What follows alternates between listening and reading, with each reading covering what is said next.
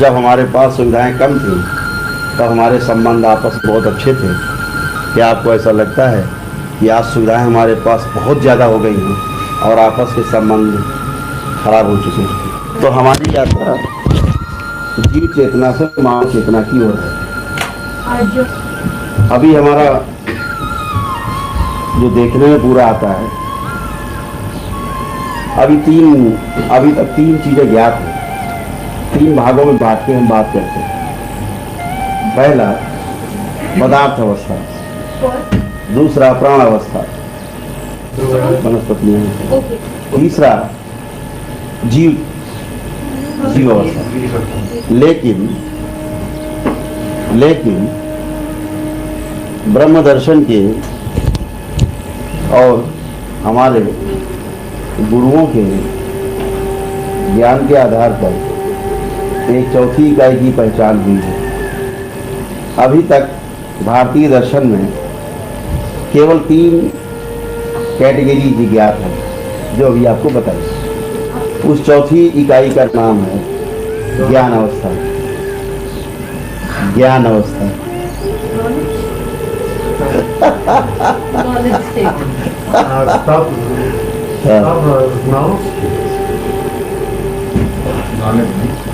जैसे for example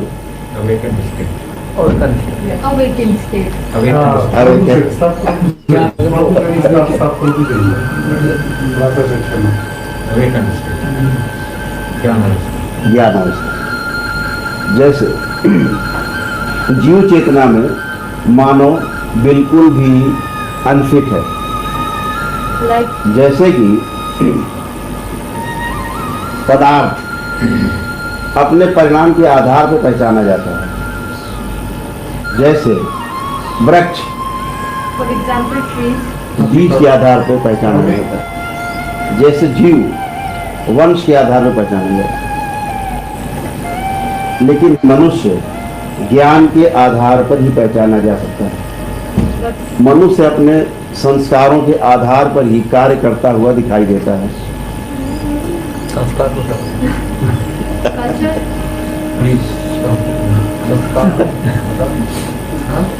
क्या बोलेंगे? आचरण, संस्कार को समझने के लिए नहीं, संस्कार को हिंदी अपने आप में पूरा कंप्लीट है। हाँ, हिंदी। अब संस्कार को अगर ऐसे समझना है तो जैसे संस्करण मतलब जो कैरी फॉरवर्ड होता है, प्रथम संस्करण, द्वितीय संस्करण, तीसरे संस्करण। तो संस्कार का जो गुरु जी बार बार कहते हैं, संस्कार का अर्थ है कि जो हम आचरण कर रहे हैं, और हमारा आचरण हमारा प्रथम संस्करण है। लेकिन ये प्रथम संस्करण नहीं है, हमने अपने बाप दादाओं से सीखा। तो वहाँ से हमारा संस्करण चला और इस संस्करण का जो निचोड़ निकला, जो इस संस्करण का जो संग्रह हुआ, वो संस्कार बना।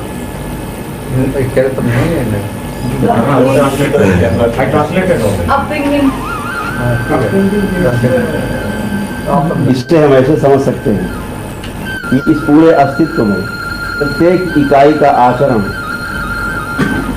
निश्चित है। प्रत्येक इकाई का आचरण निश्चित है। इस पूरे सृष्टि में प्रत्येक इकाई का आचरण निश्चित है, मनुष्य को छोड़कर। जैसे जल का आचरण निश्चित है, वायु का आचरण निश्चित है, प्रत्येक वस्तु का, अग्नि का आचरण निश्चित है। जैसे आम से आम ही पैदा होगा, नीम से नीम पैदा होगा, निश्चित है। जैसे किसी पशु से जो बच्चा पैदा होगा वो उसी कैरेक्टर का होगा। जब हम किसी पशु की मांग करते हैं तो हम बोल के मांग करते हैं कि फलां, जैसे हमने बोला है कि मुझे जर्मन शेफर्ड चाहिए, तो हमें पता है कि जर्मन शेफर्ड की क्या विशेषता क्या है। जैसे आप गूगल में जाएंगे, एक्सप्लेन करिएगा। जैसे आप गूगल में जाएंगे और उसमें डालें Dobermann, Jak pan kolega napiše to Doberman, Okay. Guru is taking a very nice explanation. Guru जी आप कंप्लेन कर दो फिर। हाँ वही आप पूरा कर देना। हाँ जो गुरु जी कह रहे हैं और आप किसी भी जानवर के बारे में डाल के पूछना चाहेंगे गूगल में, इसकी क्या विशेषता है, इसका कैसा भोजन है, इसका कैसा सोचना है, ये कैसा मानव के साथ बिहेव कर सकता है, चाहे वो शेर के बारे में हो, लोमड़ी के बारे में हो, चीता के बारे में हो, घोड़े के बारे में हो, खच्चर के बारे में हो, चींटी के बारे में हो, दीमक के बारे में हो, किसी के बारे में भी आप डाल के पूछ सकते हैं, गूगल आपको सटीक जवाब देगा। अभी हमारा जीना, जब हम पूछते हैं गूगल से कि मनुष्य का आचरण बताओ, गूगल क्या जवाब देगा? ये प्रस्ताव है, क्या आप इससे सहमत है? Even the artificial intelligence will not detect. बिल्कुल सही है, उसमें आइटम कैसे कोई नहीं प्रॉब्लम। इसीलिए पीछे कहा गया कि प्रकृति में